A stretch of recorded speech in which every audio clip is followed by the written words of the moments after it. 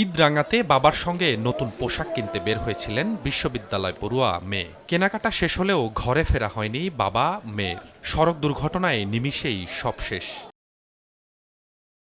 Shopping শেষে শুক্রবার রাত ৯টার দিকে মোটরসাইকেলে একমাত্র মেয়ে তৃষাকে নিয়ে বাসায় ফিরছিলেন গণপূর্ত অধিদপ্তরের অফিস সহায়ক সাজু আহমেদ সুমন। রাজধানীর সায়েন্স ল্যাব মোড়ে পৌঁছালে ধাক্কা দেয় বালুবাহী ট্রাক। ঘটনাস্থলেই মারা যান সুমন। পথচারীরা তৃষাকে উদ্ধার করে ঢাকা মেডিকেল কলেজ হাসপাতালে নেওয়া হলে মৃত ঘোষণা করেন চিকিৎসক। যা দেখে আমার ভাই মাথার থেকে পুরো ক্ষত ক্ষত অবস্থা, মগজটা পর্যন্ত বাইরে বেরিয়ে গেছে, হেলমেটটা একদম গুঁড়ো গুঁড়ো হয়ে গেছে। আমাদেরকে বলছিল যে তোরা কর, আমি তো এখন আসতে পারবো না, আমার আরেক জায়গায় দাওয়াত আছে এবং আমি ইফতারির পরে আমার মেয়েকে নিয়ে আমি একটু মার্কেটে যাব।